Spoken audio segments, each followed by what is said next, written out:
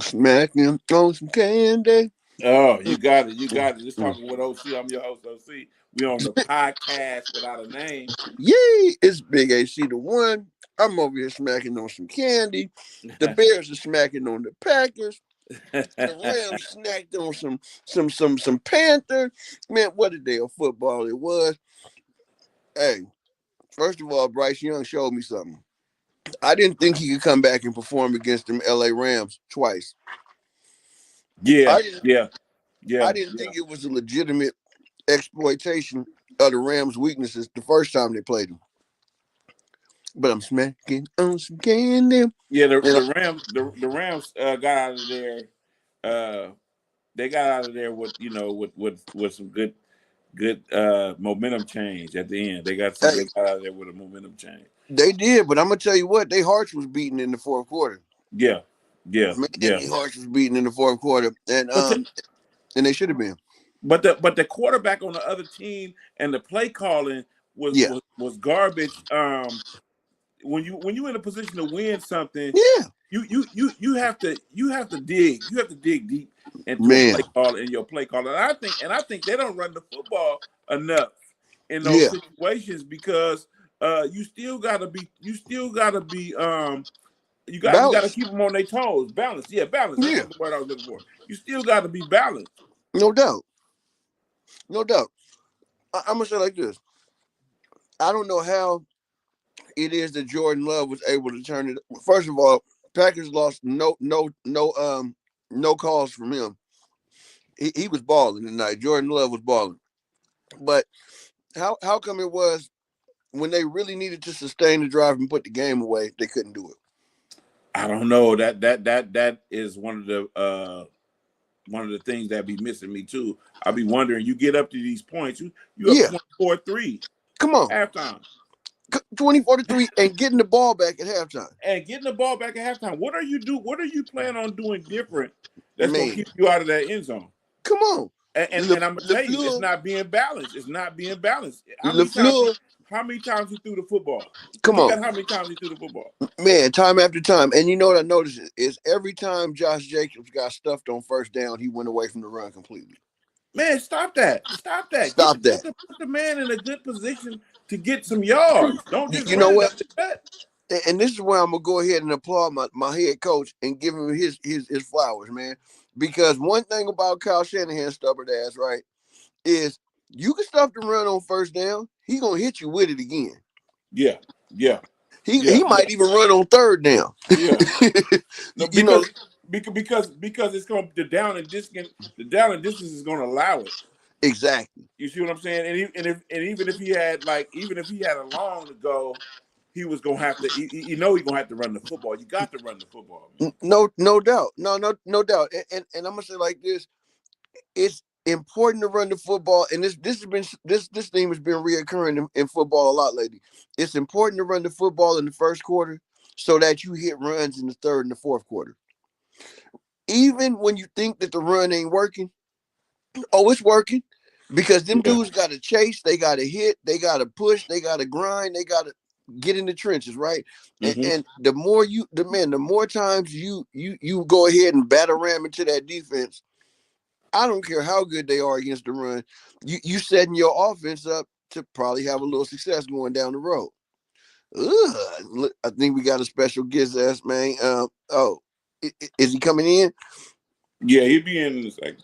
Okay, okay, okay. Yeah, no, we got a special guest coming in Yeah, who does his own show.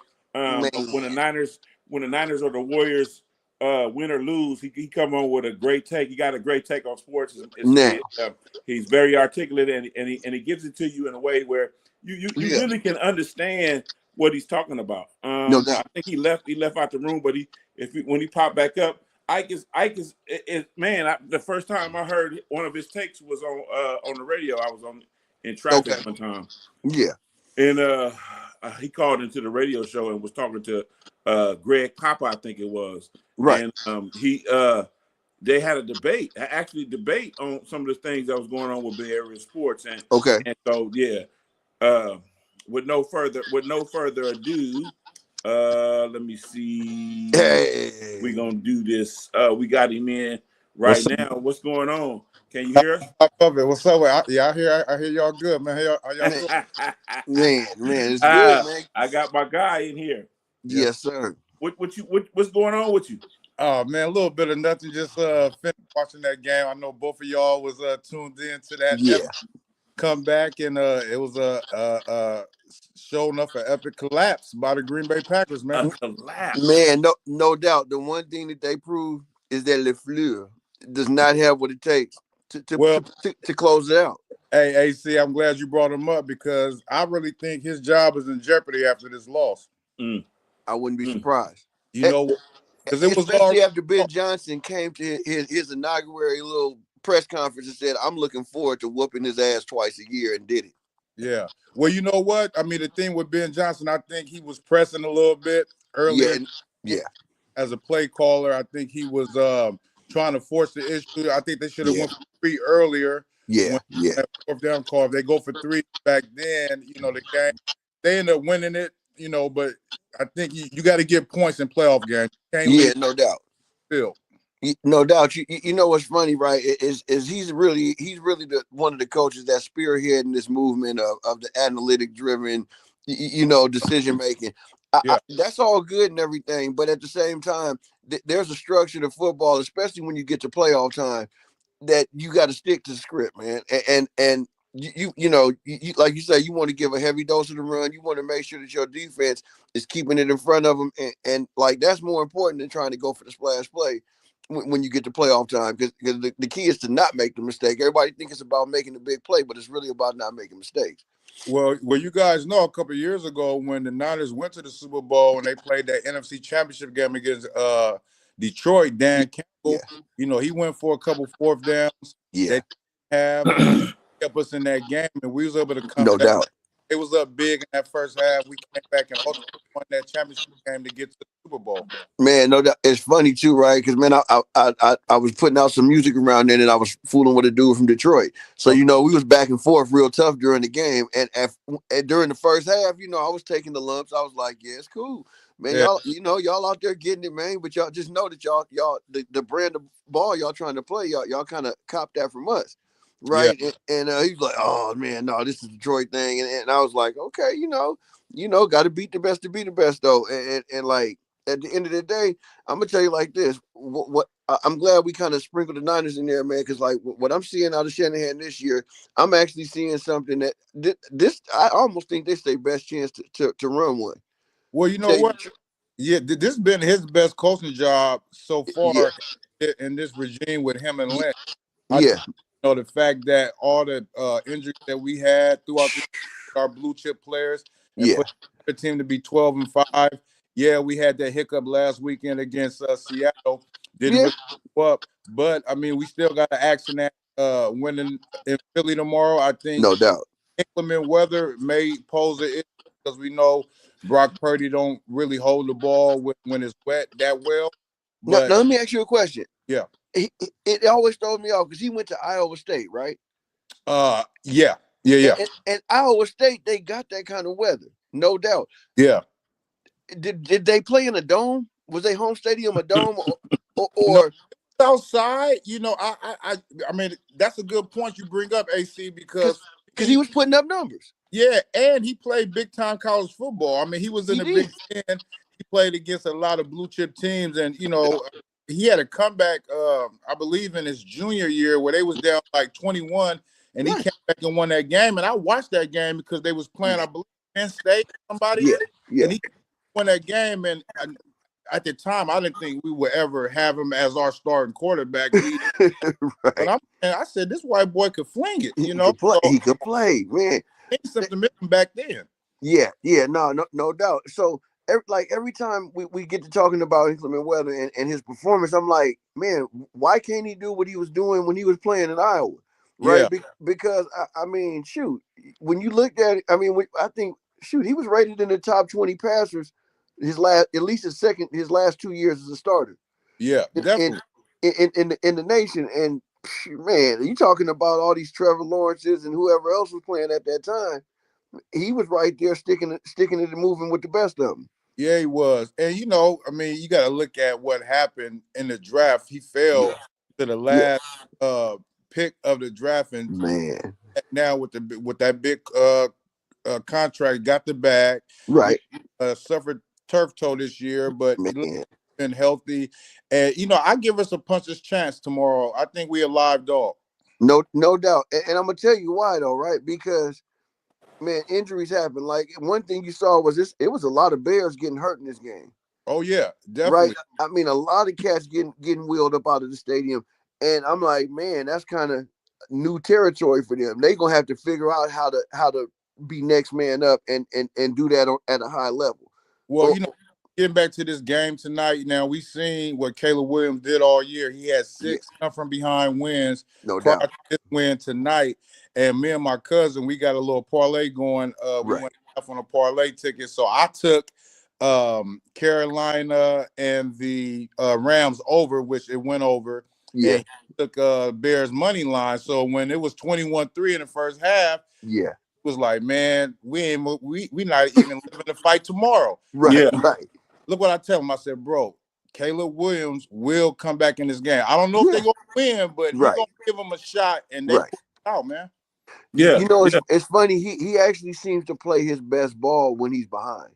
Mm-hmm. Right. When he chasing the ring, man, he can make incredible play after incredible play. You can look at his completion percentage and see that his consistency is what's holding him back from being that dude right now.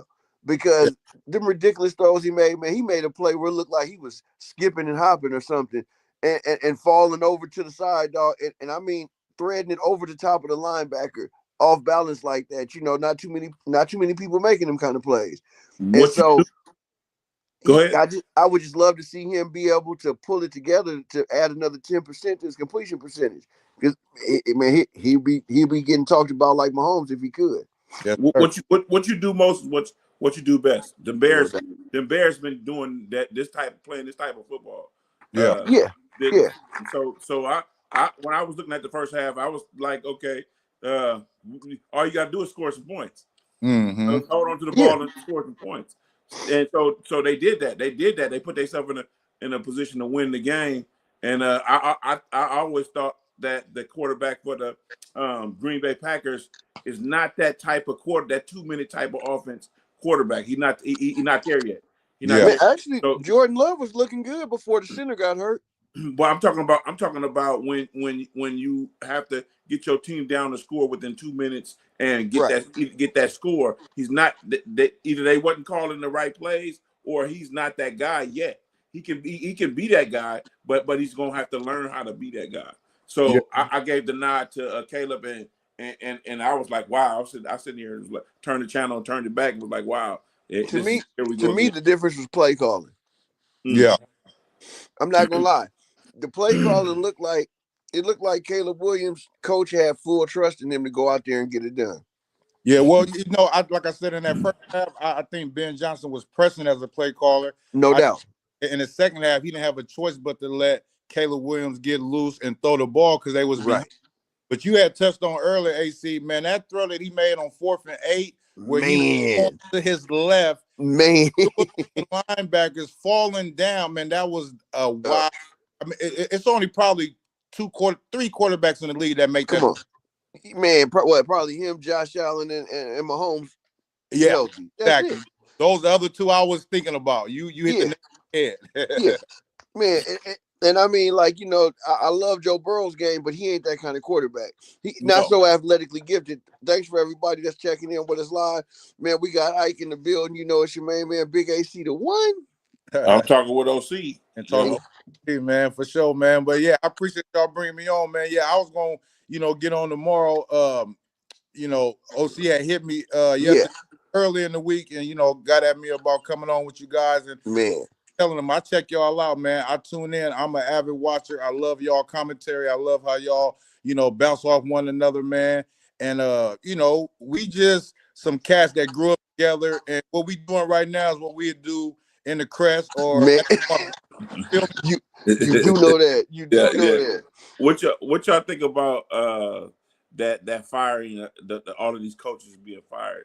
Man, especially especially my coach, the coach Yeah. from Baltimore. Okay, Ravens. let's start with that one there, right? So the first, the drama, the tagline was that he lost the locker room, right? Yeah. And I'm looking at the way they're playing and competing, and I didn't see a team that looked like they wasn't following their coach in the trenches.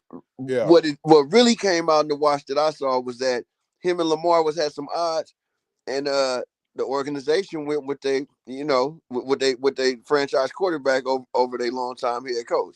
Well, see, this is the thing. They're gonna have to extend Lamar contract Yeah, because if they don't, the salary, I mean, the salary cap, it'll be 75 million dead money. So, Ooh. like you said, they have to make a choice between Yeah. coach and player. Now, it Yeah. was some rumblings about a week ago. It came out in the paper that some reporter out there has said that Lamar wasn't really into the playbook, falling Right. asleep at meetings and stuff like that. Now, that only gets out to a reporter from Yeah. within the Yeah. organization. No Now, doubt. who was the leak? Was it Harbaugh? Was Right. it one of the other coaches? But once you got that type of tension in your locker room, Oh yeah. Yeah. hard because now you got the head coach and you got the star player, and it's gonna always lean heavy to the star player because those who make plays, the players Yeah. make right, Yeah. and the are the X's and O's. Now, I thought about it. I'm glad you brought this up, OC, because I was thinking about if Jim was there, would they Yeah. have him? Yeah. If what? If Jim was the coach of Baltimore in '99, would they have fired him? Ooh, that's a good I one. didn't think about that. Think That's a real so, good one. and the reason I bring that up is because Jim was a former quarterback for the Bills, right? Yeah. Yeah. He had a cup of coffee with the coach, I believe, before he retired. Right. But Yeah. players like to play for coaches that played before. Yeah. Man, no doubt. Yeah, And Jim is a real rah-rah guy, man. You see how passionate he is about Herbert. Herbert. Oh yeah, definitely. Oh man, dude, he's always over there massaging the shows. Man, God, you're a stud, man. This and that and the other. Man, this guy is the best. You know what I'm saying? And don't get me wrong, man. Justin Herbert is up there, talent wise, with the best of them. To me, he hasn't really been putting it together. I'm gonna say like this. I think maybe his receiving core is letting him down a little bit, and they really ain't having no creativity with the play calling. But the thing that got me was it was done over the phone. Over the Oh, The phone. hiring was done Hiring? over the phone. Yeah, Wow. and this is the report that I got from I forget the guy's name, but Yeah. he was on one of these shows, and he has sources Yeah. inside the team, and it was done over the phone. And Wow. he said that Lamar was called by Jim. Jim called or yeah, John Yeah.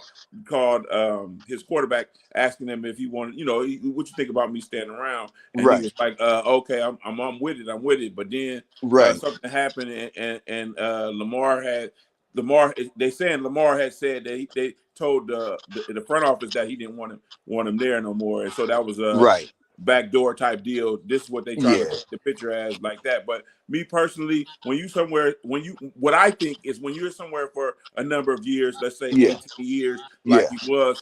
I mean, it's sometimes it's time for you to move on and do other things and be at another place, because if you look at coaches that have done that, like Yeah. Andy Reid, for There Andy you go. Reid to speak for, you sometimes you take that your I'm gonna guy say like in this. Denver that's having success right now.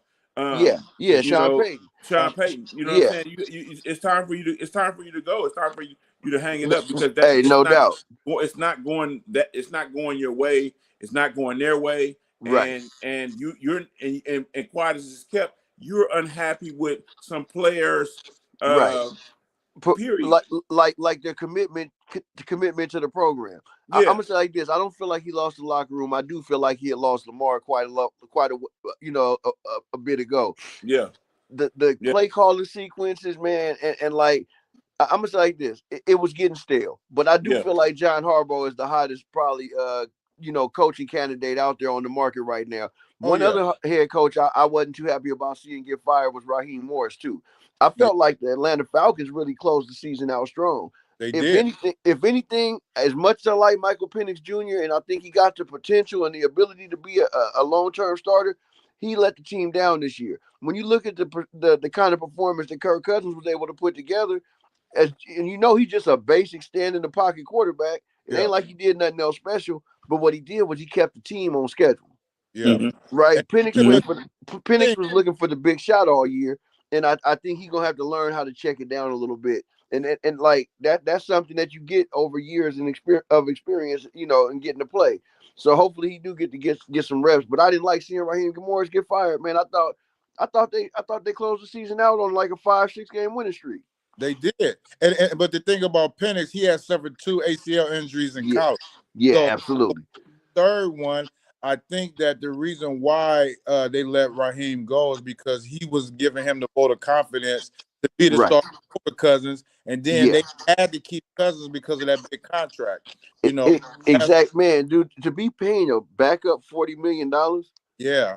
So, and I think that's why that's what he negotiated. Yeah, but I think that's why he got canned. But to get back to John Harbaugh, yeah. Here's the thing: when you added to, just like Mike Tomlin, right? He was able to get that win against Harbaugh, and I think the loser of that game, that coach gets fired. Was going to be up out of there. Yeah, Harbaugh ended up losing the game. Now, as I touched on earlier, you leave it up to the players on the field. The field goal kicker is the 44-yard field goal, right? Man. Now, if he make that field goal, they win, and now they're in the playoffs hosting the Texans on Monday night. Man, exactly. I mean, just look at it tonight. Dude, LaFleur, he might end up losing his job. Who let him down tonight? McManus. Yeah, he missed 4, lost 4. He shorted him 4 points, missed a field goal and an extra point. And the field goal was pretty routine for nowadays when you got dudes kicking 60-yarders every other week. Yeah, it was a 44-yard field goal. 44-yard field goal. That's supposed to be well within a professional kicker's comfort zone. Oh, yeah. I mean, you're supposed to make them with your eyes closed. But getting back to the Ravens, OC, I'm going to tell you this. I think the season was disappointing when you finished 8-9, right? But not only that opening game against Buffalo when you up 16 and you lose that game, I think that derailed the whole season. That was a microcosm of how they played out. You got hurt. Henry, who's known to be a protector of the ball, fumbled in some key games. Twice down the stretch. Exactly. And I think that, because this team was preseason favored to be either in the AFC Championship game or the Super Bowl.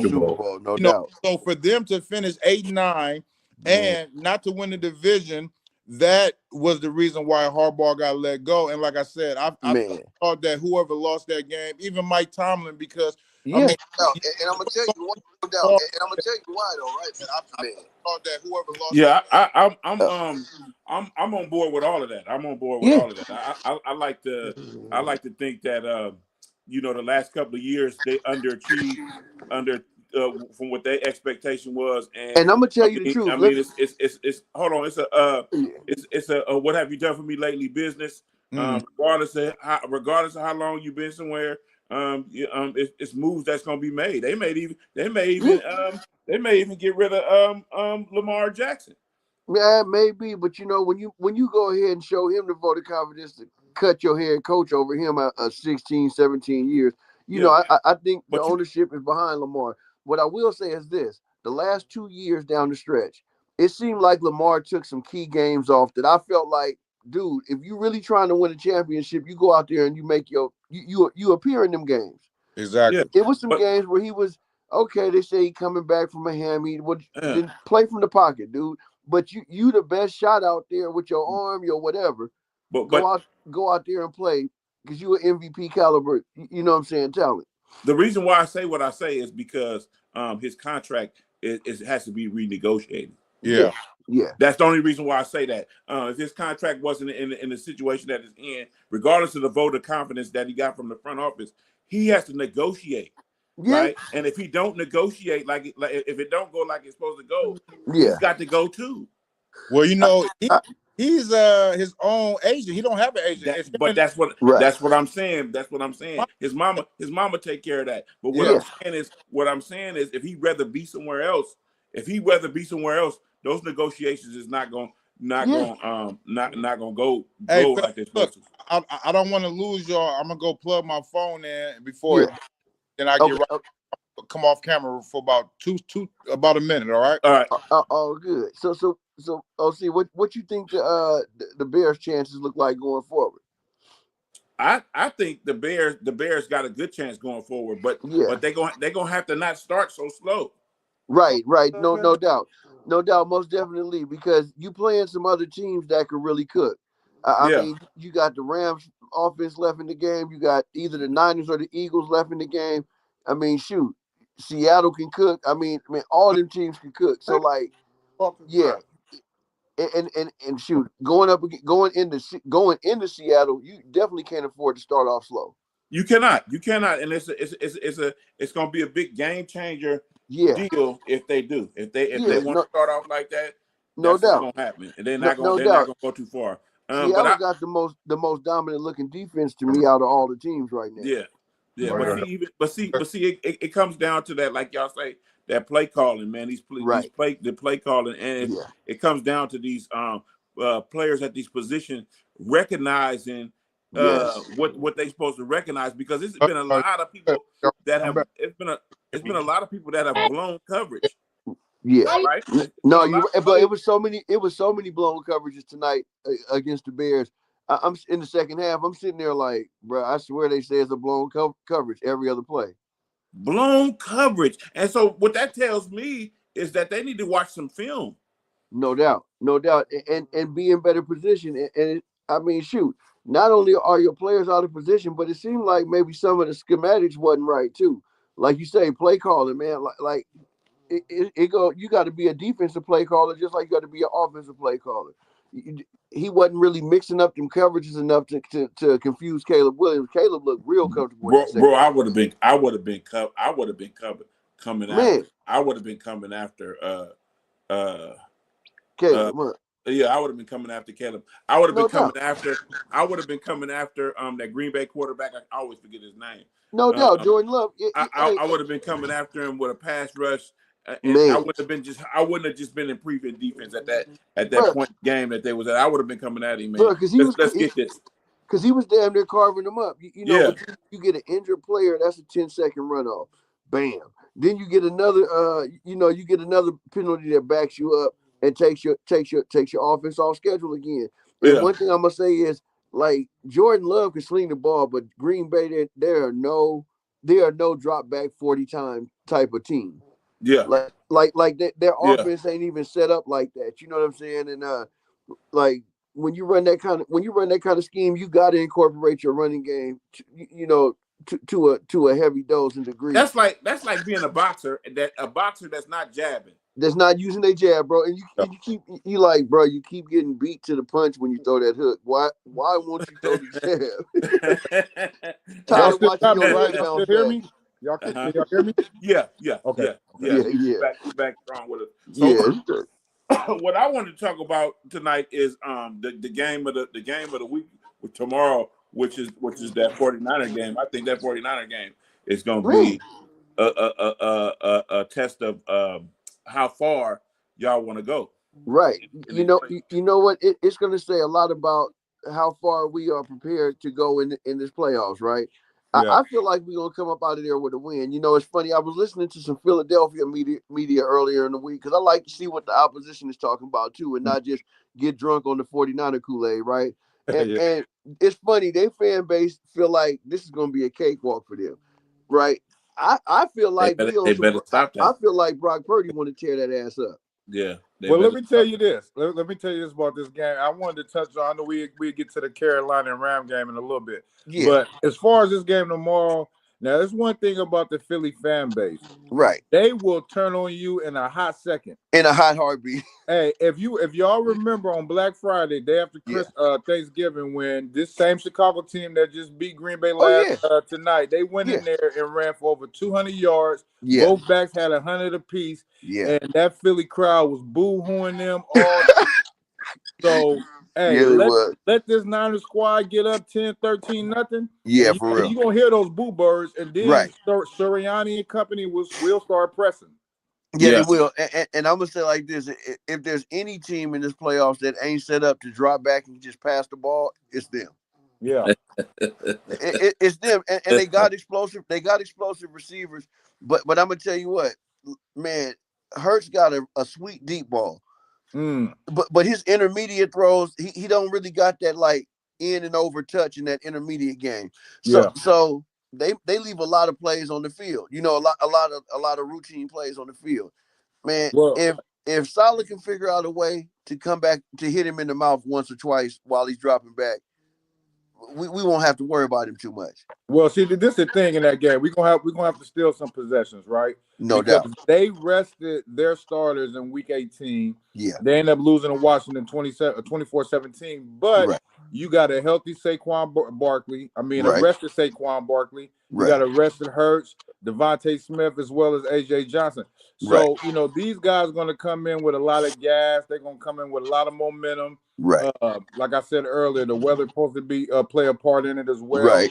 So Right. I think the Niners need to rely on the running game a little bit, control the TOP, and you're going to have to steal some possessions from this Philly team. Right. Because at the end of the day, just like we seen tonight in the Chicago Green Bay game, home field matters in the playoffs. Yeah. If this game tonight was in Green Bay, Chicago would have been done. Yeah. And I'm gonna say this too, right? Sirianni is definitely one that will give you some turnovers in the turnover on possession game too. Yeah. Right. And that's another way that we can throw a couple of gut punches and steal those possessions. Not even so much having to generate an interception or a fumble. Which we haven't did really all year. Right, exactly. Be stout. You know what I'm saying? Basically, be stout against the run. I'm expecting to see some 5-man fronts tomorrow. So let's talk about who the 49ers is getting back off of injury. Who they getting back? Trent, Big Trent. I see Trent sitting over there. I'm like, man, see, that's what I like to see. I want to see players like that get back in the game. Yeah, no doubt. They're getting Big Trent back. They even brought, they brought a couple of people that's been around on the practice squad for a while. So I'm expecting some familiarity with the people that they brought up. Ricky Pearsall probably a no-go tomorrow because they brought up a receiver, Tariq Smith. Brought him up this, earlier today off the practice squad, as well as a linebacker, Graham, that's pretty familiar with the system and been here for a few years. So I'm not expecting too much drop off out of the backup play. You know what I'm saying? I'm hoping that somebody will actually bring an unexpected spark, and it could happen though. Well, look, I'm glad you brought up Trent, OC, because this is the thing. I don't think there's no other left tackle in the game that affects a team to the point where when you lose him to injury, your whole running game is evaporates. Right? Yeah. So with him, the addition of him back, I think that you're going to see a lot more running because I think when the Niners run, I think it's some record with Shanahan since he's been coach. When the Niners have 30 or more carries, he's 28 and 6 or something like that, right? No doubt. And Trent Williams is a big key to that. So he's the biggest key. Yeah, he's the biggest key. So having him on that left side, protecting Brock's blind side, as well as getting that running game going, is going to be key tomorrow. Now, to me, I'm not gonna lie to you. Another thing Trent Williams does is he unlocks George Kittle in the passing game. Definitely. When you don't have Trent Williams out there, you got to have George Kittle doing a lot of chipping and double teaming. Yeah. When Trent Williams is there, it allows Kittle to sneak out on a lot of them little shallow crossing routes and out routes. And the thing in that Seattle game, what I noticed is the Niners didn't get no yak.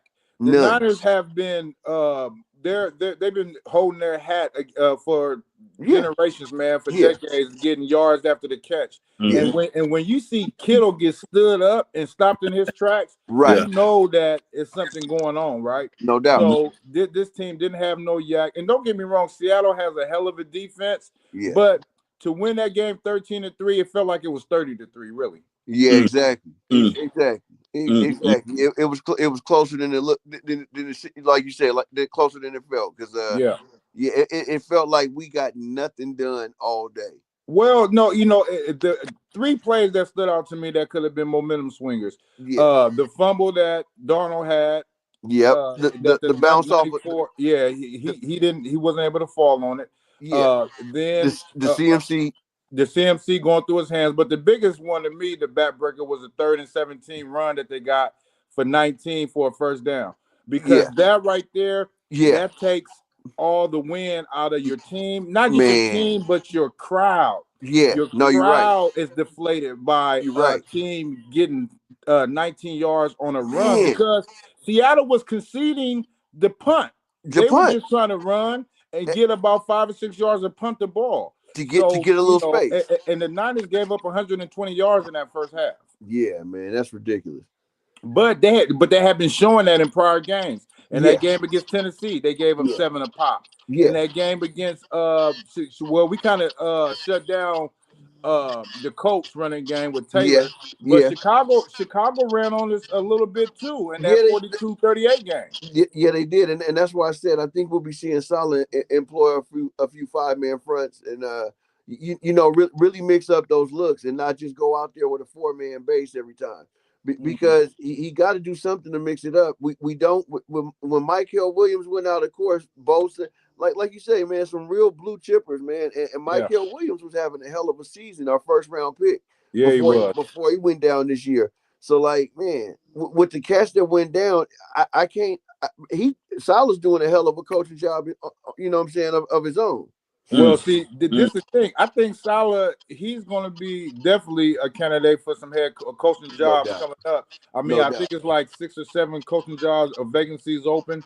I think, I mean, we see with the Jets. Now, the Jets, they was worse than us. They didn't have a pick all year. We only had 6. The Jets didn't have 1 pick all year. Now, you go back to Saleh last year when they fired him, he was 7-9 or 7-10. Hey, and I'm going to say this. They had a top 10 defense, too. Yeah, definitely. He just didn't have a quarterback.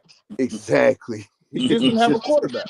Man, and that was the undoing of his initial head coaching venture.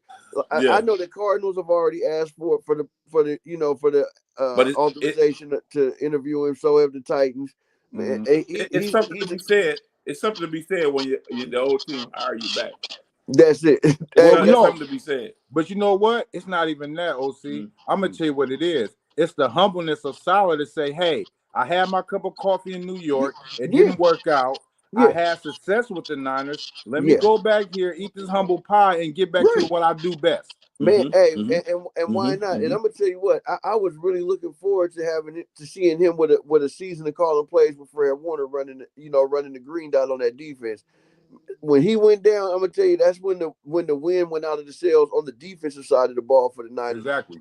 Love what I see out the offense, and I'm gonna tell you why I feel like we got even a little more than a puncher's chance. We've never had as solid of a backup quarterback who could come in and stabilize the offense. Mac Dine. Because if something was to happen with Purdy, like in the previous championship game, we finally have somebody to come in to play. You know what I'm saying, to back him up and not have us miss a beat. Well, when Purdy went down with that turf toe, Mac Dine came in and went 5 and 3 for us. And I think he's throwing for more yards and over 300 yards a couple of times during that 8-game run. I don't think Purdy got through for 300 yet.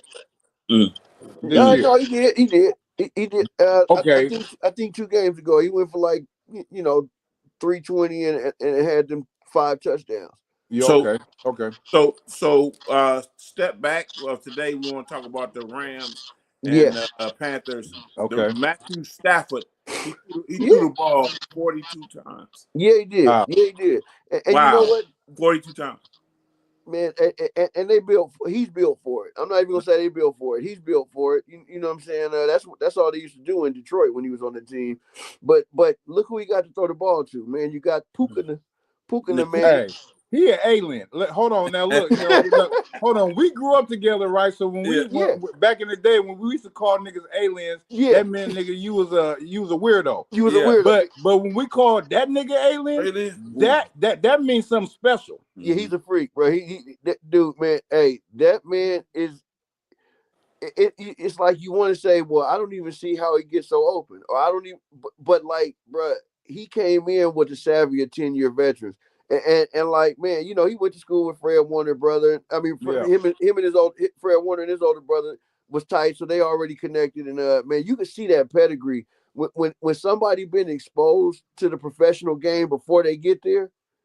Like, man, dog, he took full advantage of it, and he humble, but he hungry, bro. And I ain't gonna lie, they got one with him. Like 111 yards, 1 touchdown. No for doubt. Puka? Yeah. That's what he had? And Yeah. then Devontae Adams, you know, you sprinkle him in on top of Puka.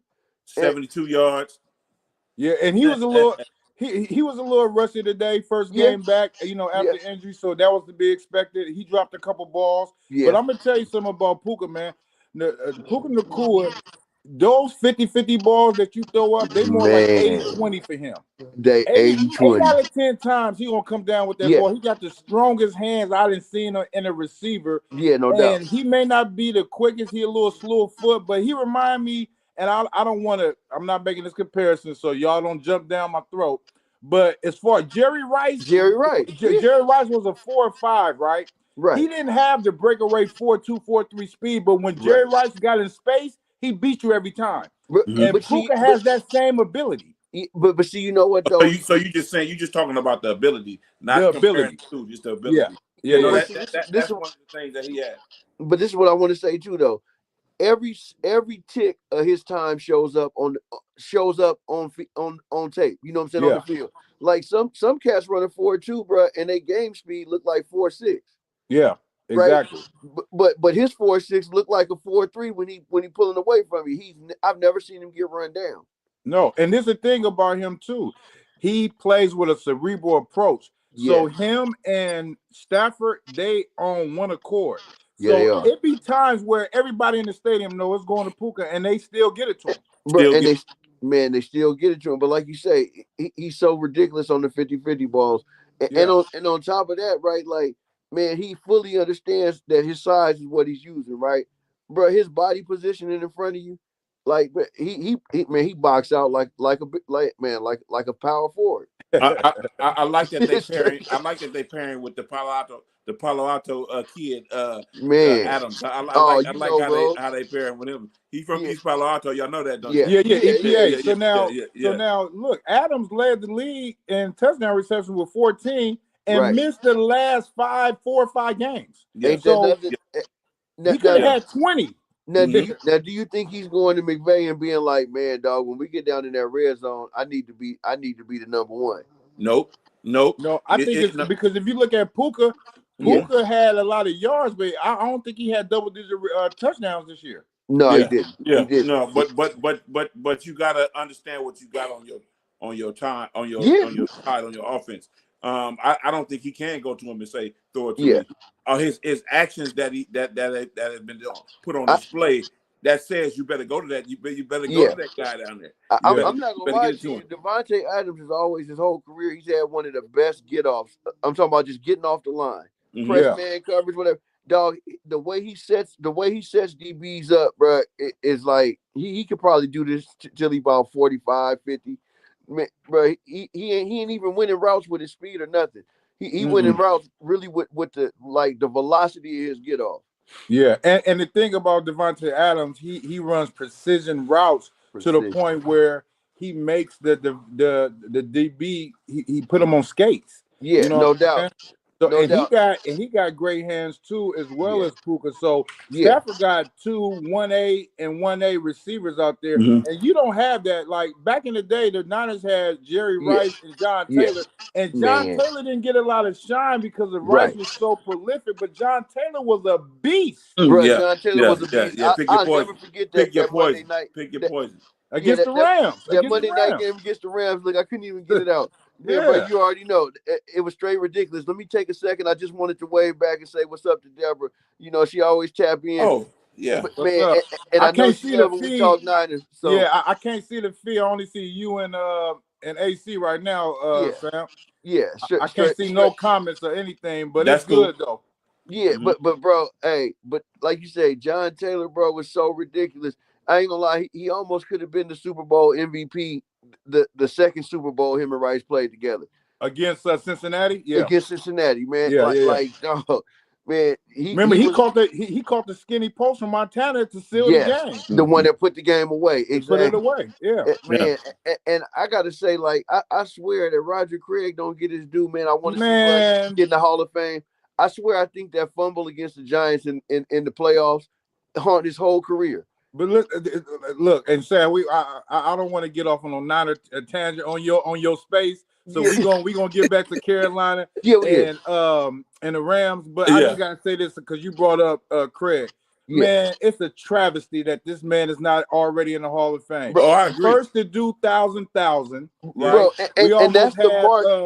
We almost had McCaffrey do it again. He fell short about 87 some yards. Well, he didn't have a big reception game against Seattle. Right. But I mean, Roger Craig, it's a travesty. And you could be right. I don't know why they blackballing him because he seemed like a humble guy when he played. Like, why is he not in the Hall? Yeah. Bro, hey, who wife did he take down, right? Because that was the only thing he was guilty of. I do remember after he retired, man, it was a chick I was dating, and he did some underwear ads, right? Bro, I wanted to throw her across the room. You know what I'm saying? She was holding Roger Craig. So Roger, you got to get up in there, Roger. I used to really enjoy watching San Francisco games with my father. Man, he's a big fan until I found my team that I like to. That's what I was going to ask you, Cuddy. So why is Baltimore your team? Is it Ray Lewis? Was it before them or what? It was when Baltimore moved to Baltimore when they moved from to Baltimore from Indianapolis. Yeah, boy, you know how we used to get together and play Madden. At Doobie House. Mage's house. And I came late. And so I had to pick what teams that was left on the thing, and I picked Baltimore. I've always been a fan of Baltimore ever since then. So that's my story. I'm sticking to it. But and the Niners did have my eye when they were winning Super Bowls, and the thing that I was impressed about was the front office. How the front office treated their players and how they enjoyed working there. Going to play football there. That's what I enjoyed about the Niners. The play on the field was just what it was to me. They was winning because of that. And you know what? I got to give it to the Rams. As of late, they've adopted that same type of kineticism in between their front office and what goes to the product on the field. Like they first class all the way. Mm-hmm. Oh yeah. You know, and I ain't gonna lie, they owner has gotten a bad rap over the years. Gronky or whatever. That lady. It started. The lady was like the Lady Don of the league back then. Yeah, but I'm talking about Stan Kroenke. Yeah. He owns another couple teams in some different sports too. Yeah, bro, he always get a bad rap, right? But he been first class all the way since they hooked up and got that Super Bowl in the pandemic season, in the pandemic year. Yeah, well, see, this is the thing. It's 32 teams in the league, right? Yeah. But it's a reason why it's always only a handful of teams that's really competing for Vinny, right? Right. So, you got 16, 17 maybe that really got a shot at getting Vinny, right? And had our shot to get Vinny against the Chiefs. Yeah, against the Chiefs. I think that last one in 23, I think that was the one that Shanahan, getting back to what Johnson and Knight, I said he pressed. And I love Shanahan. Yeah. I don't think that Shanahan should go nowhere, but I do want to say this. If I got one criticism of him, he presses as well in big games as a play caller. Yeah, you're right. He does press. And you know what? It's like he's trying so hard to be seen as that genius play caller, right? When all you got to do sometimes is just stick to your structure, stick to your script. But he knows how to bring a plays. He know how to bring like 1,700 plays out of a formation, out of one formation. Out of one formation, bro. You can't keep up with all of them. No, you can't do it. And you know what's crazy? Like the run plays and the passing formations and the motions, dude, they all tie in together. And that's what I was saying, like being a team that's built for certain things. Like the Niners ain't built for dropping back 40 times. That ain't our best look. Mm-hmm. It ain't our best look. Our best look, it's like you say, 25, 30 runs, 25, 30 passes. Mm-hmm. If we can, but man, if it's 15 passes, get to them 25, 30 runs and be dominant with that and play defense that count for something. And that's Y'all remember in that championship game against Green Bay when Right. Mostert ran the ball crazy, had 4 touchdowns, Yeah. and Jimmy, I call him Dirk Yeah. Diggler. Yeah. Shanahan put his hands in his pockets. He only threw the ball 7 times in that whole game. Exactly, bro. Mm. And it was a dominant performance.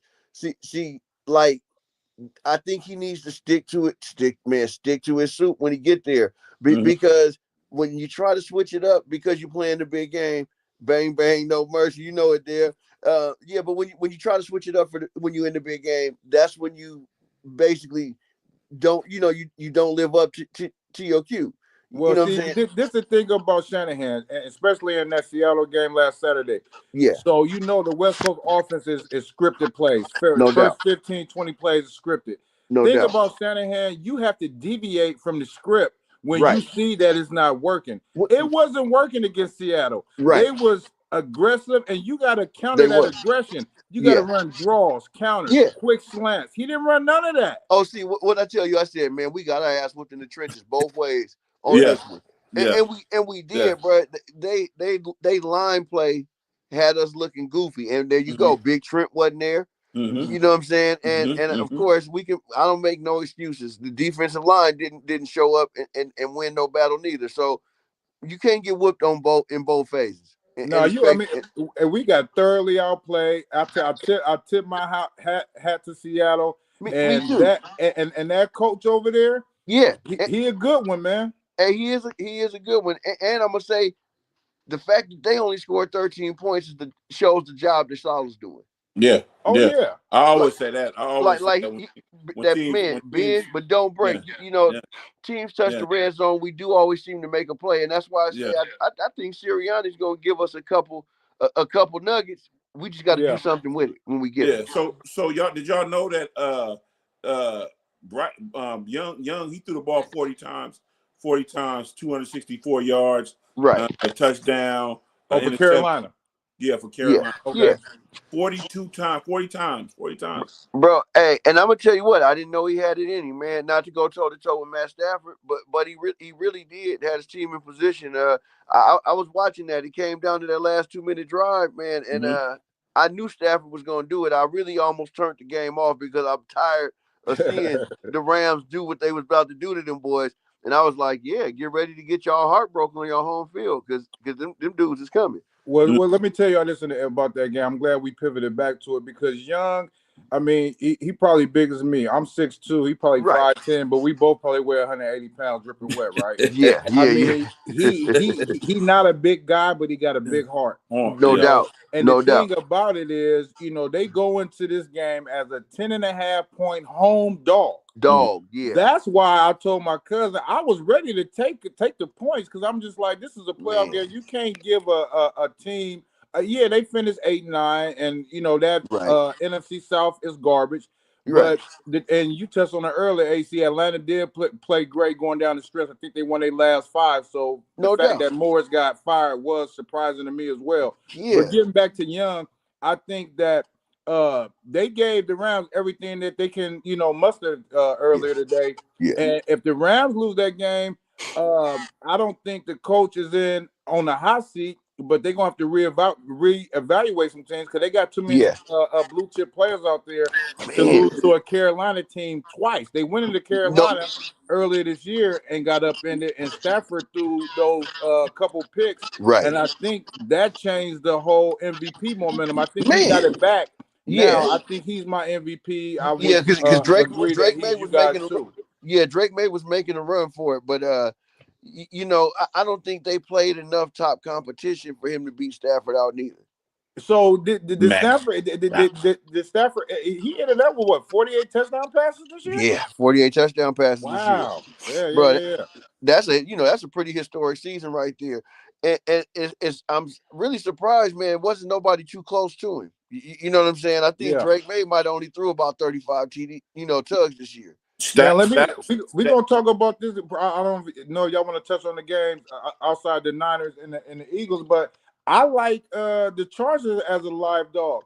Like Yeah. you just said, AC. I think Drake, the Patriots ain't really played nobody but Buffalo. They split Right. with them, right? Right. And Drake May, although he had a great year, when these lights are on in the playoffs, this is a whole different game. It's sudden death, Man. and that's why we love the NFL, because Yeah. in the NBA and the MLB, right, and even hockey, you Yeah. got 7 games, right? A 7-game Exactly. series. So if you have Exactly. a mulligan game, you can redeem yourself the next game. You Yeah. get blew out and you lose by 30 in the NBA, you come back and win a game. Now the Man. season is even, and you're Right. going back home with home court. In the Exactly. NFL, sudden death. You lose, Bro, you're done. it's over. It's Right. over. And I ain't gonna lie, right?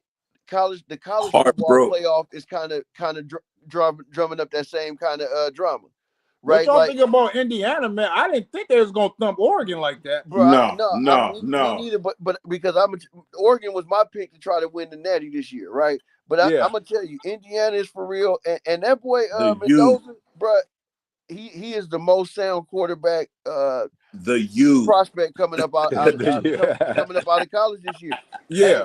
Hey, the U gonna have their hands full, bro, and they playing at home too. Absolutely. Yeah, But the U. It's let in me the tell you Orange this. Bowl. Let me tell you And this they about starting Mendoza. quarterback is like a 7th year freaking Carson Beck. Carson Beck, bro. He Yeah. been around. He But been around. let me tell you this about Mendoza, and I know we was gonna eventually get to this team. Yeah. So you know the Raiders got the #1 pick. They definitely taking Mendoza. Man, they gonna get that white boy killed in Vegas. Hey, see, but this is what I was saying.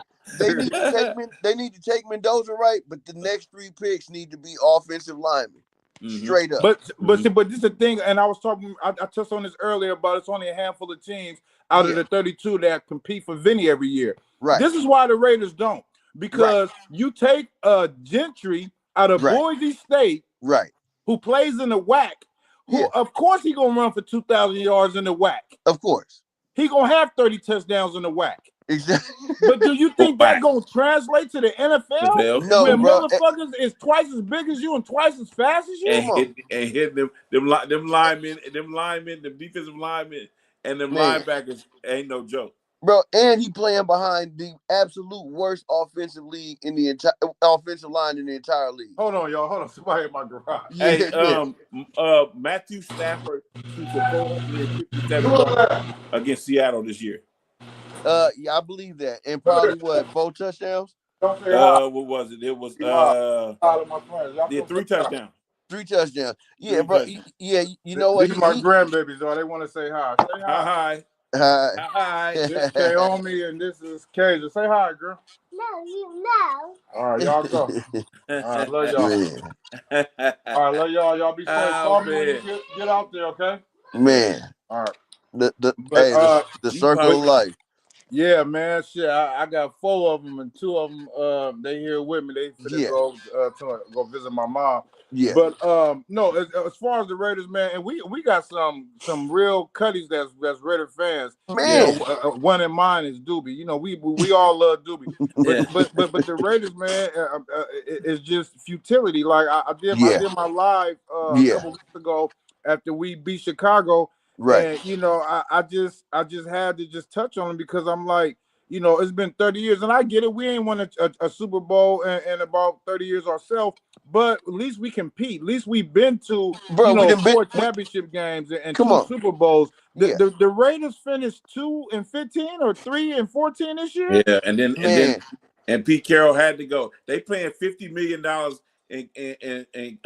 in salary to coaches that that's don't not coach there for them no more. But dog, did you see how bad that they said the job Pete Carroll and his sons did for the team this year? I like it.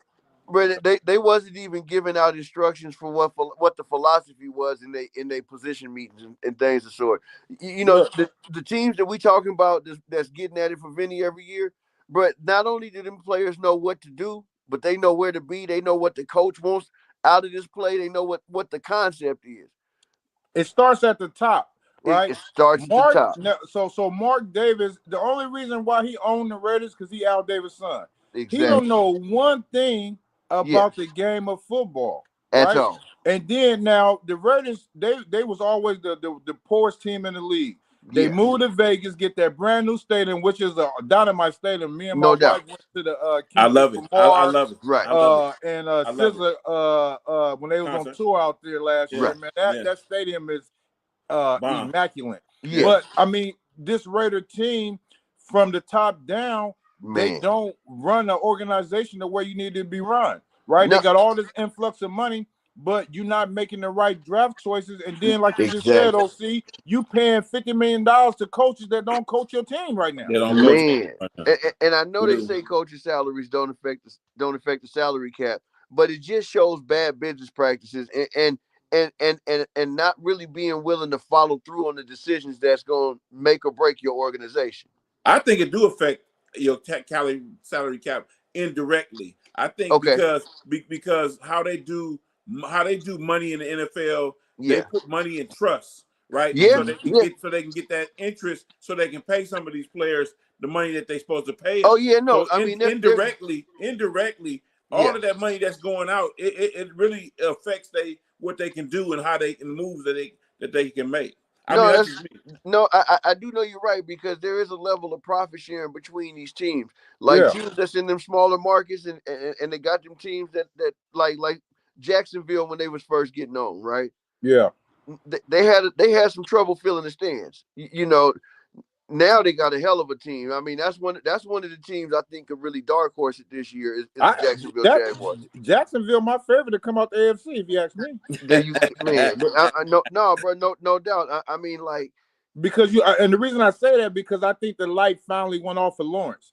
I believe that too. His first few years, 4 or 5 years in the league, he was hurt a couple years. Yeah, you know, but I think this year the light went off. When they went into Denver about a month ago and thumped them in Denver by double digits, man. I said, oh, Jacksonville gonna be a problem. Bro, they're gonna be a problem for real. And what they did is they finally got their coach. Yeah. They got a good coach. Yeah. And then I know Houston got a good defense. I think they beat Pittsburgh Monday night. Right. You know, Stroud, he kind of had a setback as far as that first year that he had in the league. Right. He had that sophomore slump. Yeah. They don't really score a lot of points, but they defense keep them in games, man. Man, hey, I'm gonna tell you what, D'Amico Ryans in the way he got that defensive unit player, man. From the Shanahan tree. Oh man, from that tree, dog. And I'm gonna tell you what, like that, he wanted to be proud of. Because the way they go out there and compete every week, like it don't matter if the offense don't show up. Like you Texans, say, we talk about the Texans, right? The Texans got one of them defenses, man. That man, you can rank up there with the greats. I'm gonna just leave it at that. And this is the thing about this year's playoff.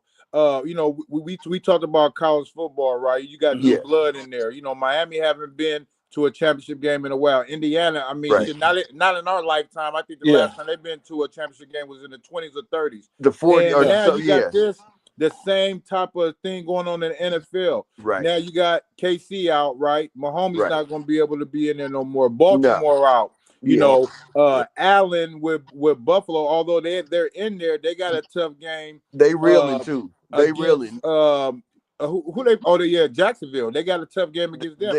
They could be one and done. You're seeing the changing of the guard right now. No doubt. You're seeing a lot of young coaches as well as young quarterbacks starting to mark their spot in this NFL. Man. And we're gonna see a lot of parity moving forward in this league. I'm gonna tell you another team that we ain't said nothing about today that missed their mark to even think about touching Vinny in the near future is the Cincinnati Bengals.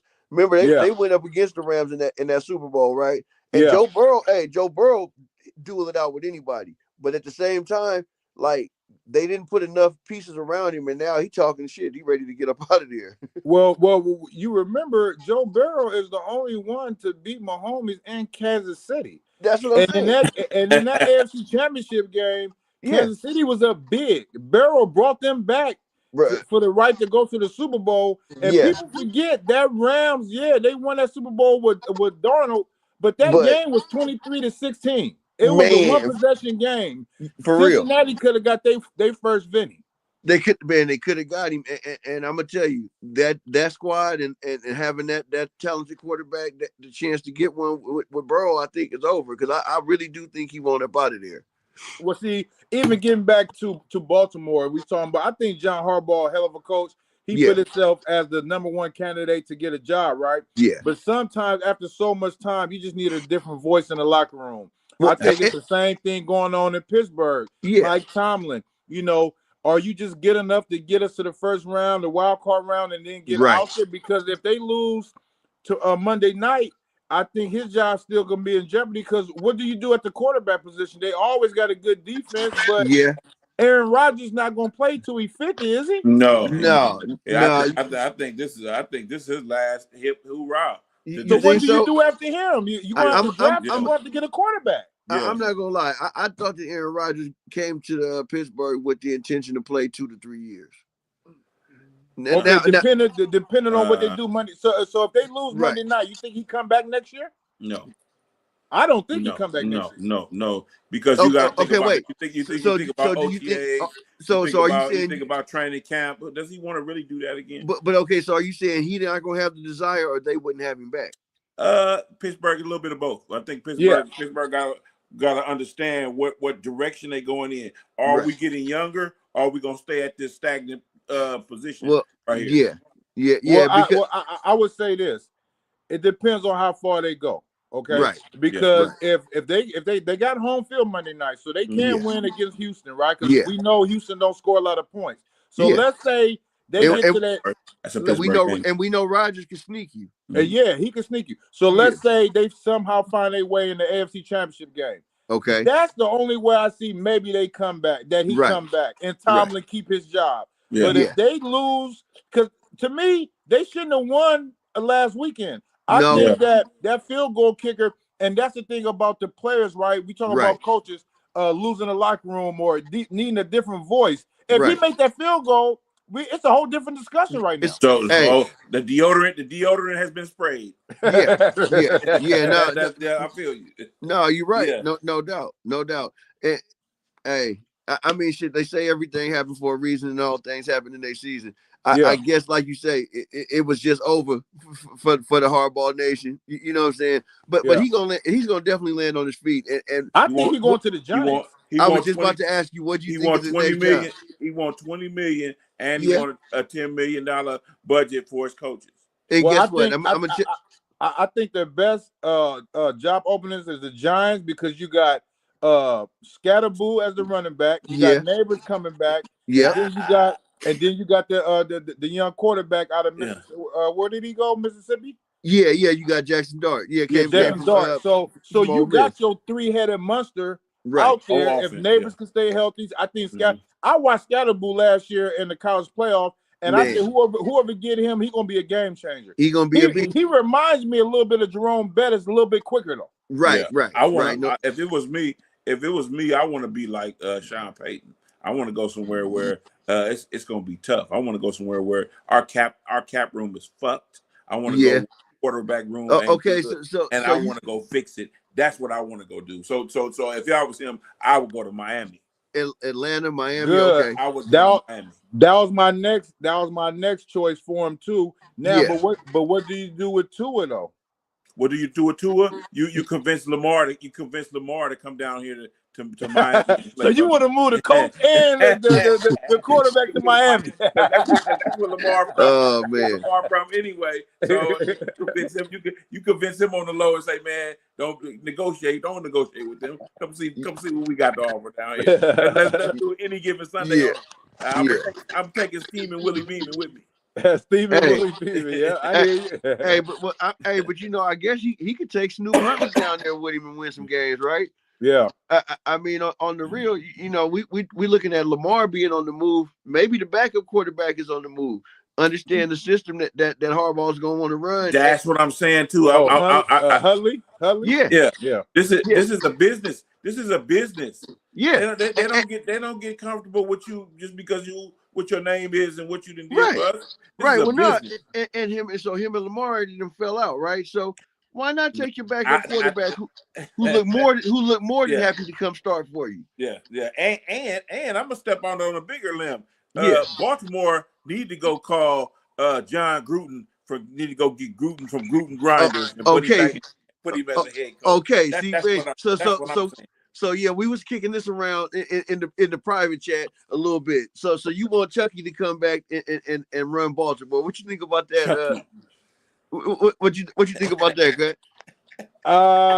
You know what? I wasn't really. No, hold on. But hold on. This is the reason why I wasn't sold on. I wasn't sold on Gruden because he went to Tony Dungy team and got a Super Bowl after he was the Raiders coach. Now that's the last time that a team traded a coach to another team, right? For capital and a player, and then. I mean, come on, that Super Bowl was supposed to be lopsided. He just had coached that team. So I don't give Gruden credit for being this uber talented coach. But he's good with he's good. Callahan was still running Chucky playbook play for play. I'm talking about the play sequences and everything was still looking the same, the game plans and everything from the years before. But he's good with that quarterback in that quarterback room. John Gruden is a whisper underneath all of that, and not only that, we could take that Super Bowl away from him, but the Raiders was on their way back when he was in when he was in Las Vegas for his last time. The Raiders was on their way back because there was some structure that was put in there with him. I'm telling you, man, that's one of my favorite all-time coaches. Okay, but listen though, even like you say, he was in Vegas. He got that $100 million contract, right? Yeah. But then they caught the motherfucker saying some slick shit and tweets and emails. So at the end of the day, your character in question. Yeah. I don't want a motherfucker leading my team if your character is shitty. Yeah, I hear you. But you gotta also understand too. You guys also understand too. In that whole case, he got thrown under the bus. It wasn't nobody else that came out that case, and he wasn't even attached to that case. They threw John under the bus. I don't think John is a racist. I don't think John is one of those because he deal with 95% of the league, which is black. Period. I'm not trying to frame him as a racist, but what I'm gonna say I don't think he's a racist. No. Yeah. I do think that he was a little careless though. Most definitely. And so that's something that you got to think about. That you talking about making this the head of your organization. No, right? I'm talking about just making the head of my coaching, coach my team. That's right. What I'm asking him to coach my team. That's what I'm asking him to do. Right. And be in lockstep with the GM. That combination. That combination. Yeah. Yeah, hey, I'm gonna say like this. He was making some blindsided move and making some real heavy, costly oversights. So you got to think that could translate to on the field. But I do know that Chucky is a 100% ball head too. He knows he knows the X's and O's. I'm not saying that. But have you guys ever watched his podcast when he? That's what I'm talking about. I'm a subscriber. Oh yeah, I'm a subscriber. Yeah, I play with you. I check it out. Yeah, I check it out sometimes. Yeah. And there's the thing about him. Like I said, I don't think that a lot of it was the mystique, right? They gave him the little nickname Chucky and shit. Yeah. He made the faces. The Raiders has always been the dark horse of the league, right? Exactly. So all that kind of just fell into the umbrella and it fit, right? And then, like you said, he got the Raiders off. They started winning. Yeah. And then when you leave the team and you go to Tampa Bay and you still Tony Dungy's Vinny. To me, I'm glad that he got to Indianapolis to get him a couple out there, or at least get him one out there with Manning. Because remember, he got that Tampa Bay team to the NFC Championship and lost 11-6. And to the greatest show on turf. Y'all remember that, right? And had to play with King. Had to run Tony King at quarterback. Yeah, Tony King.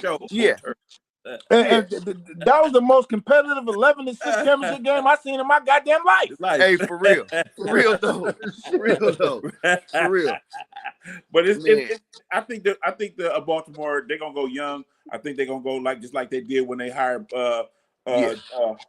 When they hired Harbaugh, they went and got a special teams coach.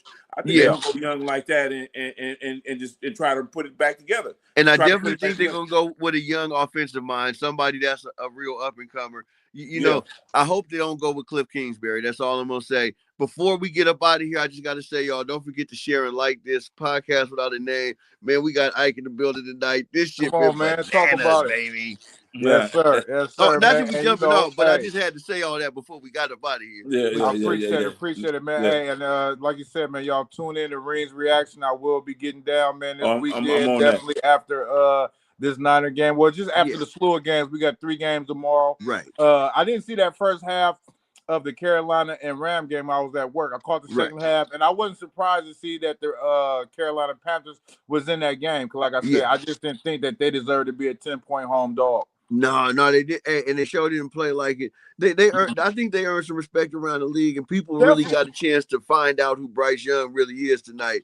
Yeah, man, hey, he came out there and really showed something, and I think if they would have went ahead and went with their running game a little more consistently today, they would have came out with this win. But what they didn't do was control the clock at all. Yeah, and see, and here's the thing. Now it's kind of. Well, they lost because the Rams ended up beating them, but with Chicago beating Green Bay, now the lower seed goes to Seattle. No doubt. If we do happen to beat Philly tomorrow, we go back to Seattle next week in the division game in Seattle. A place that we already showed we could win this year, and I'm gonna tell you what, a place that I would be surprised if we didn't come out with a W from. Yeah. Oh no, I look. Like I said, now teams, you want that first round bye so you can rest your players. Yeah. But to me, the teams that get the first round bye, sometimes they come out flat. They do. In that first and second quarter. And then the team that they may be playing, they may be on the heater. They may be hot, may coming off an emotional win. And before you know it, you down 21-3 like Chicago was tonight. And if you don't, now Sam Darnold ain't no Caleb Williams. No, he's not. No, he's not. So if we get Seattle down big like that, let's say we beat Philly and then we go to Seattle next week. If we get Seattle down, Darnold, now he will throw you a 2 or 3 picks. Bro, he will give you one. Yeah, Sam is gonna do you right in the fourth quarter, and Sam gonna do you right. Sam gonna do you right. I'm telling you, I look at it like in the mix of the game, in the middle of the game, or the beginning of the game, he'll give you a couple. He'll give you a couple, and that may spark you either way. But coming down the stretch, I like Sam Darnold, man. I'm gonna say this. I know the rest of the faithful Niner game, whatever, you feel the same way. I know we want to see Seattle again on the way to the venue if we get there. I bet y'all do. Yeah, and we know what we got to do now. Now we just got to go have the heart and do it. Because that was to me that was the aberration of how we played our worst and they didn't play their best, right? Right. But like you said, the game was 13-3, so we were still in that game. It was some momentum swing plays that just went their way. Even tonight with Chicago, when they was down 21-6, the guy fumbled, the lineman got the ball fumbled. They couldn't fall on it. They dropped a couple picks, but Caleb Williams was the X factor. He was able to keep that team alive. That play, man, to me, that 4th and 8, that was the play of the game. He don't make that throw, they lose this game tonight. They going fishing. And I'm gonna say like this, man, like you say, they can talk about he's 50% or 60% overall, but I bet you if you go down the stretch, I bet you he only missed two or three throws. Well, no, in that fourth quarter, he was 9-20. But it didn't matter though, because he made the plays when he needed to. Now remember, in week 17, they played the same Chicago Green Bay team. Was up 6. Green Bay was up 16-6, and they walked him again. They walked him down, and he threw that walk off to win the game, 22-16. So he has that it factor. You know what I'm saying? As a quarterback, and that's all you need. Like you say, okay, he only completed 50% of his passes in the regular season, but now you in a short season, a 4-game season, a sprint to get to Levi. And he got the talent. That defense showed up in the second half, and he made the plays. So they never out of the game. No, they're not. No, they're not. And I'm gonna say like this, like, man, he may end up falling short this year, but the point is he done made his mark on the league. I don't think Caleb Williams going nowhere.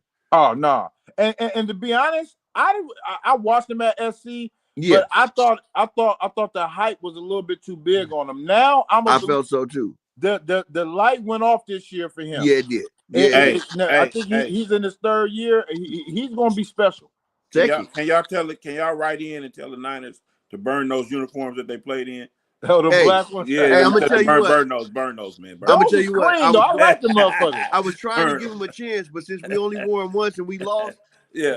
yeah. Burn them. If Yeah. y'all see Seattle, if y'all see Seattle again, go back to the ones that mean something. The uniforms with all the mystique, huh? The Yeah, red yeah, and the yeah. gold, baby. Yeah, Let's yeah. go. You gotta get them ghosts. You gotta get them ghosts flowing through you, man. You gotta get them ghosts flowing through Hey, you. no doubt. No doubt. Y'all.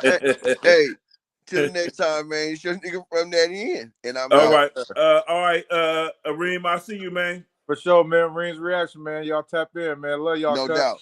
All right. All right. Later.